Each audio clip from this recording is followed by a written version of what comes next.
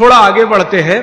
वो हमारे रसोई घर में एक चीज के बारे में बहुत बखान करते हैं, माने बहुत बढ़ाई करते हैं।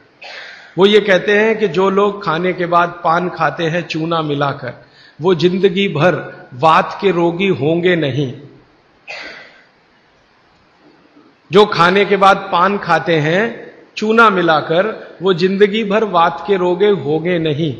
माने चूना, वो बोलते हैं, सबसे बेहतरीन वातनाशक औषधि है।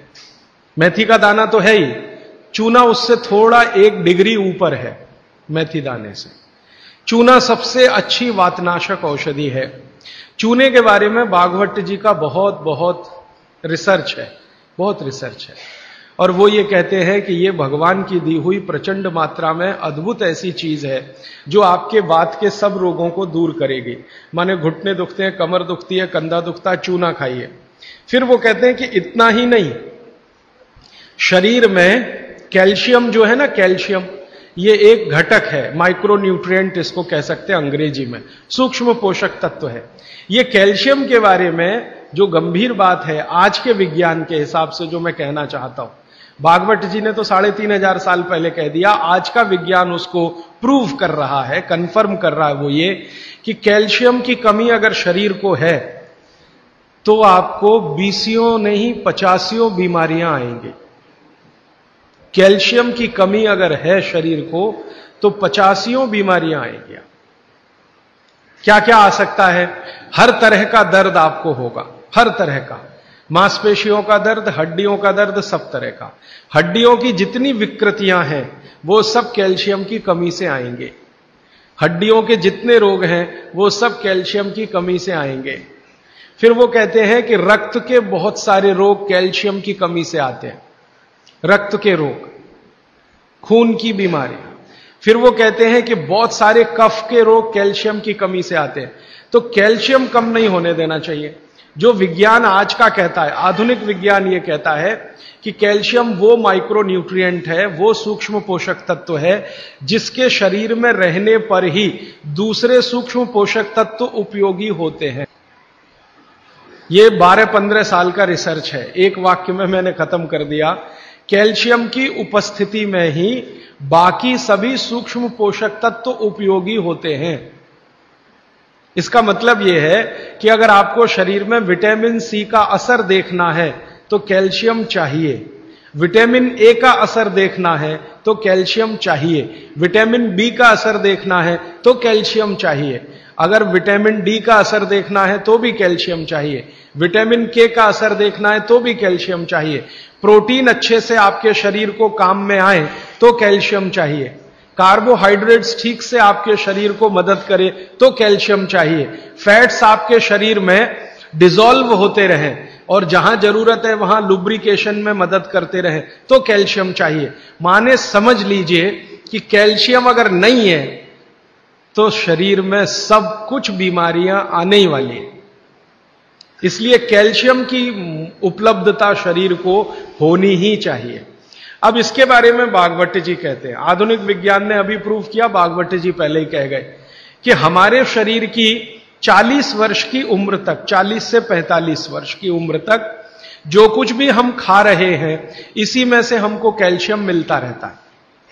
सबसे ज्यादा कैल्शियम आप जानते हैं दूध में है, दूध, फिर दूध के बाद दही, दही के बाद मट्ठा, मट्ठे के बाद मक्खन, मक्खन के बाद घी, इन सब में भरपूर कैल्शियम है। फिर आपने खाया संतरा, मौसम्मी, नारंगी, अंगूर, द्राक्ष, जो भी खट्टे फल, आम वगैरह वगैरह, सब में कैल्शियम भरपूर मात्रा में है। फिर सबसे ज्यादा कैल्शियम फलों में माना जाता केले में है। केला भरपूर खाना चाहिए क्योंकि कैल्शियम का सबसे बड़ा भंडार है और आसानी से हजम होता है। तो ऐसे जो फल हैं इनका जो कैल्शियम है ये 40-45 साल तक हमें आसानी से मिलता रहता है, क्योंकि शरीर की जो बायोकेमिस्ट्री है 40-45 साल तक एकदम दुरुस्त और तंदुरुस्त रहती है। जठर अग्नि भी तीव्र रहती है, बाकी सब फंक्शन ठीक है। लेकिन जैसे ही 45 की उम्र खत्म होती है माताओं को यह बात विशेष रूप से कह रहा हूं, बहनों को, माताओं को। जैसे ही आपकी 45 की उम्र पूरी होती है और आपका मेंसेस साइकिल बंद होता है, मासिक धर्म आपका बंद होता है, उसी समय आपको कैल्शियम हजम होना कम होना शुरू होता है।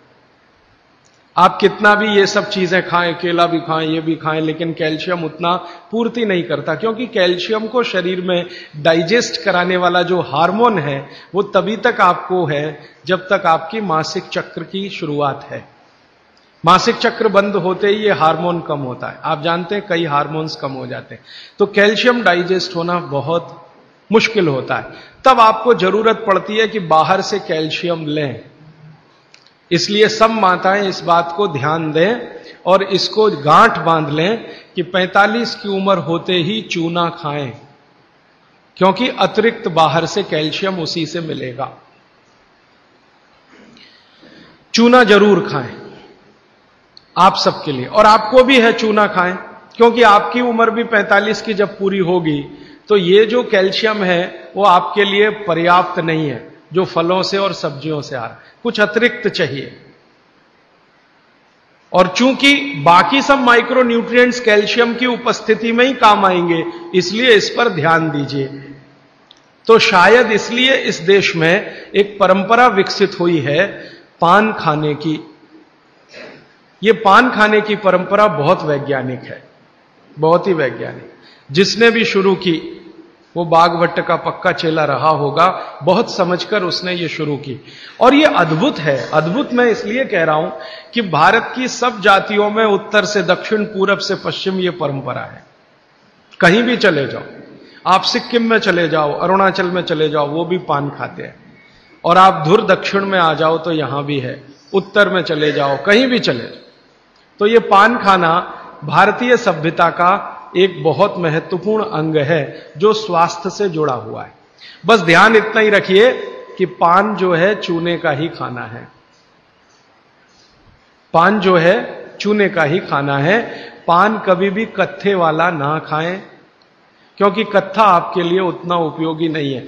कत्था स्वाद के लिए आप उपयोग करते हैं, चूना औषधि के लिए उपयोग करते हैं। ये बात मैं एक बार पहले भी कह चुका हूं, आज फिर से इसलिए कह रहा हूं कि कुछ नए चेहरे मैं देख रहा हूं।